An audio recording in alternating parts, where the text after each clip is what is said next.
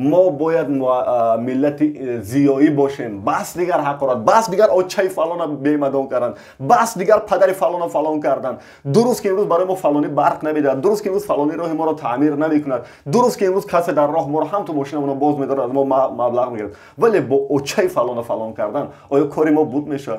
هر کسی که نباشد فرق نداره او پرزیدنت است یا کدام یک راهرو، اگر کم بود کرد با دلیل بروش بگوییم محترم پرزیدنت خانه ما برق ندارد، رئیس برق تاجیک هر سال عوض میشد، بازم 3 میلیارد قرضدار، نمیدونم برای ما برق لازم، تمام هر روز انا همین گپا نویسید. من از این خیلی شرمنده، وای بر من که این ملت مرا میبخشین، دنبه جمعونی کیم که را تماشا میکنن، خوراک خوری کیم که را تماشا میکنن، پیش بری کیم کدام دختر میلیون نفر میبیند.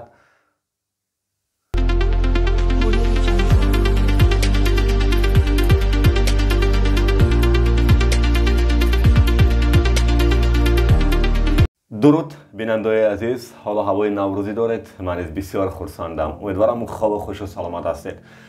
پیش بگم که امروز اگر یکم سخت ترم گفتم معذرت، عذر ما را قبول دارید، چون در میان فعالیت 2019 تا امروز در یوتیوب، از 2013 تا امروز در فاز ژورنالیستیک، شاید از کمترین لحظه هایی باشد که من از احساس کار بگیرم و یکم جدی‌تر و یکم احساسی تر حرف زنم برای پیش بخشش. خب دوام این همه وقت ها که ما خواهش میکنیم از بیننده ها که با وی پی ان ما را ببینید، اونها میگن که با وی پی ان یعنی چی؟ چرا با وی پی ان ببینیم؟ همین خیلی آسان تر است. دوستای عزیز، من تاکیداً بارها تا این حد خسته شدم، گفتم که خواهش میکنم عزیزان دل با وی پی ان ببینید، یعنی این که شما دلخواه تلویزیون را تماشا میکنید، دلخواه رادیو را گوش میکنید، دقیقاً بدونید که ژورنالیست هایی که اونجا کار میکنن از کجای معاش میگیرن. پس معاششون از کجاست؟ از حساب دولت؟ نه، از حساب کیسه من و تو برادر عزیز، چون ما بودجه دولت را پر میکنیم، انداز میسپاریم و ایشون هم از اونجا معاش میگیرن. خب همکسبای ما هستن، برادرای ما هستن، خواهرای ما هستن، از اونجا معاش میگیرن از حساب بودجه من و تو. پس عزیزان دل، ما ژورنالیست های مستقل که هیچ جا فعالیت نمیکنیم، دقیقاً بعد از کجای مبلغ گذاری شیم. نمیخوایم که یگون گرانت خارجی بگیریم که گویان که ما اگنت خارجی ام، برای خارجی ها کار میکنیم. نمیخوایم منفعت های یگون گروه و حزب پیش بریم که بعد گویان که انا این اعضای این گروه ممنوع است، این حزب ممنوع است، از هیچ کجا نمیخوایم مبلغ گذاری شیم. پس میخوایم صرفاً برای مردم عزیزمون خدمت کنیم، برای شما برادرای خان، برای شما هموطنای عزیز، برای شما خواهرای مهربان. کوچه هاتون را نشان دهیم، ورزشگاه ها را نشان دهیم، مغازه هایی که هر روز خرید میکنیم نشان دهیم، برقمون را نشان دهیم، فرهنگمون را معرفی کنیم، خوب پیشروی داریم، کمبودی داریم، برابر بگیم. خب اگر میخوایم اینا لطفا خواهش که همیشه بروز وقتی آمده است که با وی پی ان ببینیم که ما از همون سنت های شما فعالیت ما را ادامه دهیم. خواهش میکنم لطفا. من تا این حد خسته شدم دیگر با وی پی ان گفتن، حالا گفتن که وی پی ان چه خیلی برق چی کنیم، یعنی نصب کنیم در تلفنمون، یعنی جابجا کنیم. استنوید میگم به قول به زبان روسی، نه یعنی باربرداری کردن، جابجا کردن. حالا بیاید این ویدیو را میبینیم که چه خیلی یک وی پی ان در تلفن ما با همین سادگی جابجا میشد و با اون طرز ما میتونیم ویدیو ببینیم. رفتیم. А ты знал, что на твоем телефоне уже есть VPN и не нужно скачивать никакие программы? На Дальнем Востоке уже начали отключать Instagram, но все работает с помощью VPN. Ты можешь скачать любую программу из этого списка или включить VPN в настройках своего телефона. Сейчас покажу, как это сделать. Все очень просто. Переходим в настройки телефона, далее основные, дальше VPN и управление устройством. Нажимаем сюда VPN, добавить VPN, выбираем тип L2TP. Дальше описание VPN, пишем любое название, пишу VPN GeoZBL, например. Далее сервер, переходим на сайт vpngate.net, смотрим тут большой выбор стран и разных серверов. Все галочки стоят, выбираю самый первый. Копирую сервер, перехожу обратно, вставляю его сюда, учетная запись VPN с маленькой буквы. Дальше пароль VPN, общий ключ VPN. Нажимаем «Готово», «Подключить», ждем пару секунд и все готово. Не забудь поделиться с друзьями, если было полезно. خب امیدوارم که برای چند وقته که باشد موضوع وی پی ان پوشیده میشد. خدا کند که دیگر عزیزان ما با وی پی ان ببینن. اگر از همین 59 هزار نزدیک به 60,000 بیننده دائمی که ما داریم که اکثرا از 100,000 و 200,000 هم میگذرن ولی خب دیگه آبونه نمیشن، حق خودشون نمیدونم از چی میترسن، نمیخوان این مشکل خودشون. ولی همین 59,000 نفر اگر با وی پی ان ما را ببینن خودش خیلی گپ است. ما میتونیم مثل پیشتر فعالیت کنیم، همون گونه پرشور و شوق و با واقعیت و با احساس ادامه بدیم. امیدوارم موضوع وی پی ان برای چند مدت خدا کنه که پوشیده شود و شما محبت کنید با وی پی ان ببینید. حالا در موضوع شرح و کامنت ها میگذاریم. شما میخواهید که من دلیل معلم چون روزنامه‌نگار فعالیت ما ادامه بدم. شما اینا میخواهیم دقیقاً عزیزان دل، میخواهیم یا نه؟ اگر میخواهیم پس خواهش میکنم چرا خواهش ما را برآورده نمیکنید که من همیشه در همون جای اپیسانی میگه شرح بیشتر و حتی در ویدیوهام گاه آشکارا میگم که خواهش میکنم به تحقیر و حقارت نظر نویسید. من بسیار میخوام که بیننده های صحیفه من اهل زیا باشد، اهل اینتلیجنسیا باشد. فرق ندارد که اهل زیا فقط ما نویسنده و ژورنالیست و حافظ و نمیدونم اکتور نپنداریم. اهل زیا همین کارمند تیپ، معلم، کارمند حفظ حقوق، نمیدونم پروکراتور، مهاجر عادی، سابق معلم، سابق کارمند برق که خیلی در مهاجرت است. عزیزان دل، ما باید ملت زیایی باشیم. بس دیگر حقارت، بس دیگر آچه فلان بیمدان کردن، بس دیگر پدر فلان کردن. درست که امروز برای ما فلانی برق نمیده، درست که امروز فلانی راه ما را تعمیر نمیکند، درست که امروز کسی در راه ما را هم تو ماشینمون باز میداره از ما مبلغ میگیره، ولی با آچه فلان کردن آیا کاری ما بود میشه؟ با خواهر فلان جاش فلان کردن کاری ما بود میشد. من فکر میکنم این دوره گذشت دیگه، این دوره بندیتیسم تمام رفت با سالهای 90. درود به همون پدرایی که از دو طرف جنگ کردن، ما نسل جوان امروز بدبخت کردن و کرده ایستادن متاسفانه. درود به هر دو طرف که هر دو طرف هم باید برابر سود کشیده شود. ولی بیاید خواهش میکنم عزیزان دل، پدر میشید، مادر میشید، خواهر میشید، هموطن میشید، نگویید که این کودک کی است که به نصیحت گذاشته است.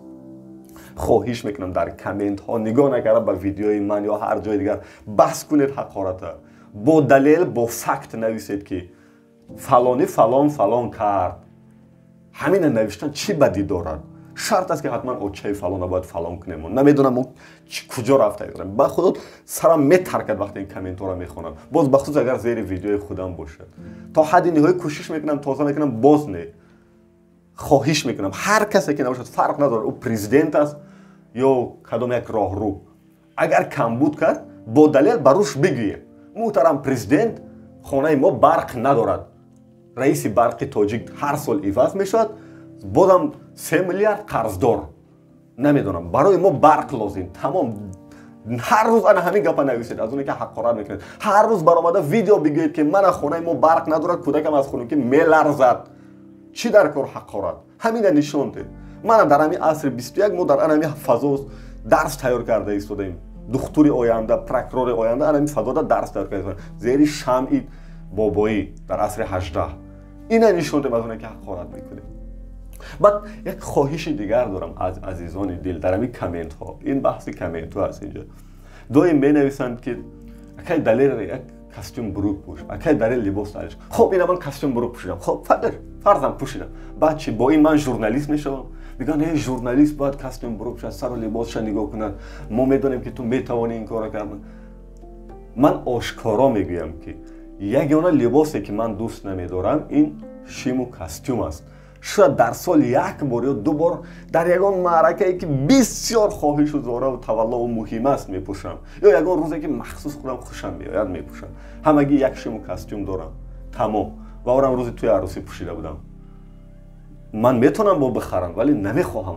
اگر شما دوست داری شیم و کاستوم هستید، این خیلی ژورنالیستا، این خیلی برادرای بلاگر اینقدر زیادن در همین اینترنت، در همین یوتیوب. خواهش میکنم رفته انم ویدیو همونا رو ببینید. منم گاه ویدیوشون رو ببینم و آبونه‌شون هستم. ببینید ویدیو انم رو، شیم و کاستوم دارن و با پیش خواهش میکنم از من نرنجید. من همین گونه یک روزنامه‌نگار هستم که میخوام خیلی با همین نمیدونم تک‌پوش و فوتبال که میگم عادی، با همین کورتای عادی در بین مردم باشم. جیپ نمیخرم، آپل نمیخرم، در ترالیبوس و در اتوبوس میگردم. بارها من در کوچه ها شاید دیدید چون دستم فشرده. دانهایی که در کوچه ها میبینید دست میفشورید. هر روز در پیاده در این کوچه های شهرم، هر جا که هم که روم با تاکسی مردم برابر مردم میروم. برام خواهش میکنم دیگه در شرح و کامنت ها اوید همین سر و لباس بس دیگه، بسیار خواهش میکنم. خب در مورد کامنت ها حرفا زیادن، باز میگیم. گذشته ببینیم. ما پیش گفتیم که امروز یکم با احساس گپ میزنیم و کوشش میکنم که صمیمانه گپ زنم. اگر کجای خطا کردم حتما من ویدیوی گذاشته میگم این ویدیو میگم که اصلاح کنید ما رو.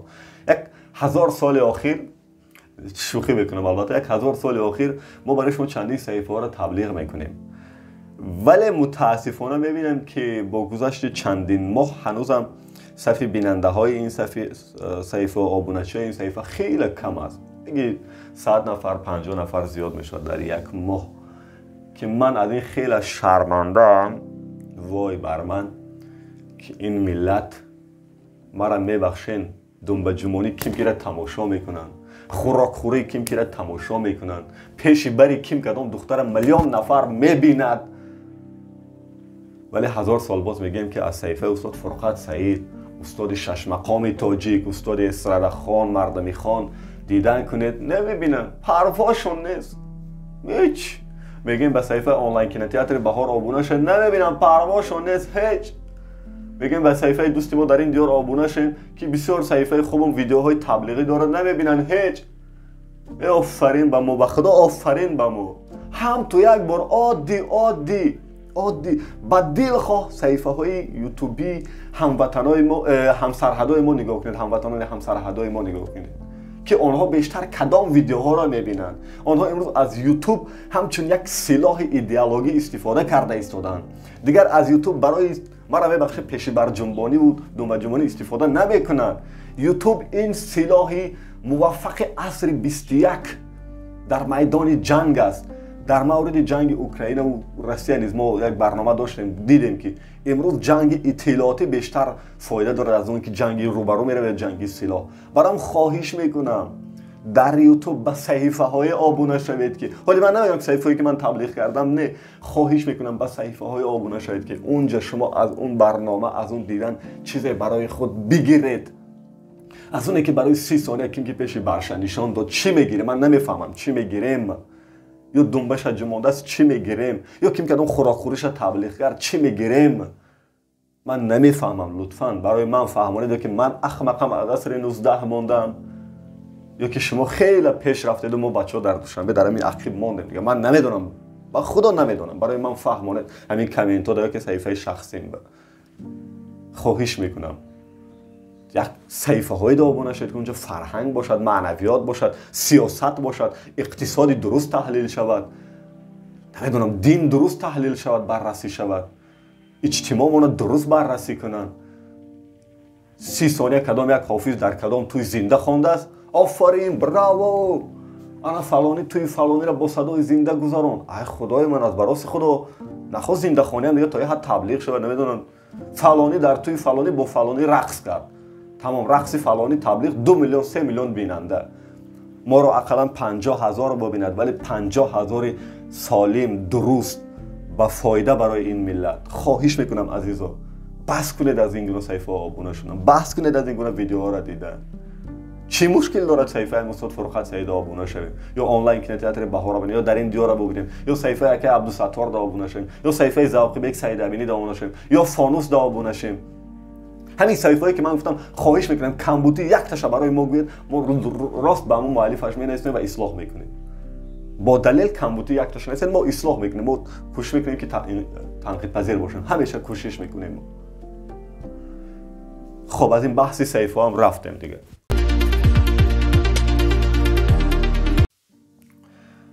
موضوع دیگری که چند وقتی اخیر برای من می‌نویسن، این همون دردی است که دلیل ما تو را یافته نمیتونیم. چیکار کنیم که به مشکل ما رسیدگی کنیم؟ من میلیون بار خواهش کردم که رقم تلفن در شهرها نپرسید، از کسی جستجو نکنید، 1000 جا خودتون نزنید. اگر شما عزیز که همین ویدیو را میبینید و دلیل میکوبید، اگر فیسبوک ندارید، فکر میکنید که از حق همسایه از 10 نفر حتما 2-3 نفر شما فیسبوک دارد. هم تو در فیسبوک روید گوید که با حرفای لاتینی دلیر امام علی جستجو کنید. من همین صحیفه عکس من ایستاده است، دلیر امام علی. و همون صحیفه در قسمت پیام هاش برای من هم تو درود فرستید، بگید من فلانی فلانی و 2 جمله نویسید که من فلان مشکل دارم، آیا میتونیم بررسی کنیم، گزارش تهیه کنیم و یا نه. من حتما با گذشت 3-4 ساعت حتما نمرده باشم جواب میدم حتما. و در این برابر با آنهایی نیست که برای من پیام می نویسند که گاهی تو ژورنالیست نبودی، تو از دستت هیچ کار نمی آمدد، ما از تو خواهش کردیم تو هم مثل دیگر بلاگرها. میگم که عزیزان دل، یک بار همین حرفتونه به ژورنالیستای تلویزیون‌های دولتی، رادیوهای دولتی، گازیته‌های دولتی گفتید که شما ژورنالیست نبوده، چرا آمده پرابلم ما رو بررسی نمیکنید؟ خانه ما راه ندارد، خانه ما رو چپه کردن، یا من کدام دکتر ناخوب جراحی کرد من عذاب میکشم. یک بار از آنها طلب کردید که برادر تو از حساب این اندازی ما معاش میخوری، زن و فرزندت هم میخورونی، آمده پرابلم محله ما را انعکاس کن در تلویزیون دولتی که هر روز رئیس و وزیرا بیشتر اون میبینن، رادیوهای دولتی که در ماشینشون او را گوش میکنن، گازیتهای دولتی که بالای میز کارشون حتما هست این گازیتهای دولتی. یک بار از اونا پرسیدیم اینا؟ نمیپرسیم. همه گپ و پرابلم بالای سر ژورنالیستای مستقل. آفرین، براو، درست وظیفه جانی ما است. من درست درک میکنم، من وعده دادم که باید رسیدگی کنم، ولی نمیتونم به تنهایی یک روز در باختر باشم، مرا میبخشید، یک روز در رشت، روز دیگر در هی روشن، روز دیگر در اشتوخ. به تنهایی نمیتونم. تقریبا ما روز در میان یک ویدیو، یک گزارش پیشنهاد میکنیم که اکثریت 99% از درد امروز جامعه است، در برابر ویدیوهای صحبت و تحلیلایی که اونام دردهای جامعه است. خواهش میکنم اینقدر بی‌رحم نباشیم دیگه نسبت ژورنالیستای مستقل که از هیچ کجا مبلغ گذاری نمیشن، فقط زندگی برنامه یوتیوب مونده است و آشکارا بگیم که با وی پی ان ببینید، اونم نمیبینن.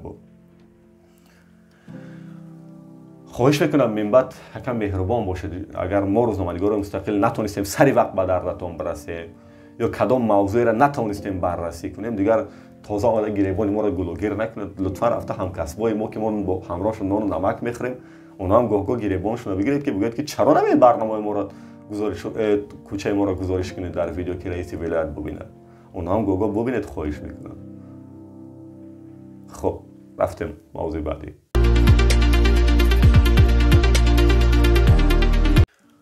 یک موضوع دیگر هم این است که موضوع تبلیغ در صحیفه ما. می نویسند گاه که اینو آنها تبلیغ کنیم در صحیفتون. من خیلی وقت به تبلیغ رو نمی آوردم و امروز اکنون به فکر آمدیم که باید گاه با اجازه شما بیننده‌های عزیز، نزدیک به 60,000 نفر کسی گاه به تبلیغ رو بیاریم، چون دوره ایش است که پوتین با اوکراین دیگه جنگش رو شروع کرد و درآمدها هم به صفر برابر است. ما باید گاه به تبلیغ رو بیاریم تا اینکه از حساب تبلیغ ویدیو گزارش شما را تهیه کنیم. برای همین اولین تبلیغی که ما گرفتیم این از برادرای آینده درخشان است در کشور ترکیه. برای نفرایی که در اروپا ویزای کاری میخوان بگیرن کمک میرسونم. ما شرح بیشتر در ویدیوی دیروزمون روز شنبه داشتیم و روز هفته های قبلی هم ما روز شنبه یک شنبه ویدیو داشتیم که اونجا شرح بیشتر هست، تمام رقم تلفن و سامانه و دیگر معلومات. و اگر شما نیز میخواهید مال و محصولات خودتون رو تبلیغ کنید، شرکتی خودتون رو تبلیغ کنید، کارخانه‌تون رو تبلیغ کنید، خواهش میکنم اگر رسمی باشه، در هر جای دنیا رسمی در همه کشور به قید گرفته باشد، فعالیت غیر قانونی نداشته باشید، نمیدونم فعالیت‌های اکستریمیستی و تروریستی نداشته باشید، فعالیت‌های ممنوع در تاجیکستان نباشه، ما آماده ایم که دلخواه شرکت، دلخواه گروه، دلخواه صحیفه اینترنتی، دلخواه کارخانه رو در صحیفه‌مون تبلیغ کنیم. دست و دلمون پاک است، نترسید. من دلیر ممالی اعضای یگان حزب و گروه نیستم که در تاجیکستان ممنوع باشد. تا حد نهایی کوشش میکنم که فعالیت قانونی برم در تاجیکستان و میتونید نترسیده کارخانه و اداره و شرکتاتون در صحیفه ما تبلیغ کنید تا اینکه این تبلیغ شما و آن مبلغ هایی که شما به حساب تبلیغ به ما میدهید ما باز هم فعالیت ژورنالیستی ما را جانکتر کنیم. برای اونهایی که میخواهند در صحیفه ما ویدیوهاشون، کارخانه و اداره و شرکت و صحیفهشون تبلیغ کنن، لطفاً در این صحیفه فیسبوکی دلیر امام علی مراجعت کنید. همینجا میبینید شما عکس و سراغ مرا در فیسبوک. من آماده‌ام به شما جواب بدم و آن کارخانه و اداره هایی که فعالیت قانونی دارن در تاجیکستان یا بیرون از آن ما تبلیغ نماییم. خب از بخش تبلیغم گذشتیم.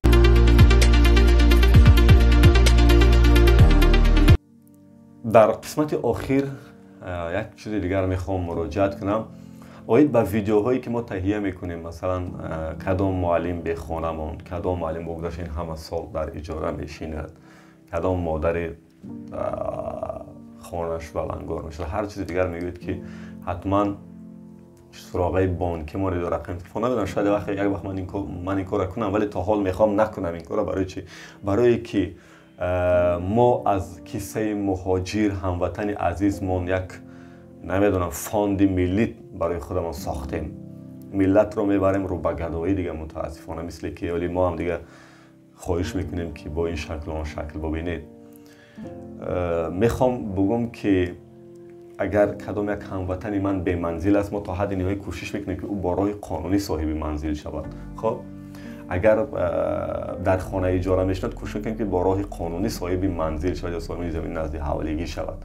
یعنی از حکومت، از مسئولین، از رئیس ناحیه، از رئیس شهر، از پرزیدنت کشور، از نفرایی که مسئولند خواهش کنند که ایشان از روی سرقانون کشور حق به زمین نزد حوالگی یا به منزل دارن یا کدام پروبلم دیگر هست، همه کسا جمع شده برای اون مبلغ جمع میکنیم و با این نمیدونم بار مسئولین سبک میکنیم و اونو راحت در رنج راور و جیپاشون حرکت کرده گشتن که بنزین هم 12 تومن و رنج راور اونا هم شاید در یک روز 50 لیتر بنزین خورد و اونم از حساب حکومت اکثرا که بودجه ما و تو است، اونم بودجه دولت. چرا مسئولیت اونها را ما سبک کنیم و همه بارا به دوش مهاجرا پرت کنیم که مهاجرا مبلغ جمع کنیم این خانه، مبلغ جمع کنیم واید زمین، مبلغ جمع کنیم اون را تبابت، مبلغ جمع کنیم توی وایر گذرانیم. نمیفهمم مسئولیت با دوش مسئولین چرا با بار اونها را ما سبک کرده ایستاده. من نمیفهمم از اون همکسبای عزیز، بلاگرای دیگر، ژورنالیستای دیگه که این کاری خدمت خیرسانه را ما چند سال دیگر میکنیم، تازه مود شده از 1-2 سال. خب با 3-4 سال دیگه ادامه میدیم. یک مادر در کوچه‌های شهر با بکلاشکا و کودکاش برآمد، برای او خانه تامین کردیم، ولی دوشنبه اهمیت میدم قریب 10 نفر من دیدم.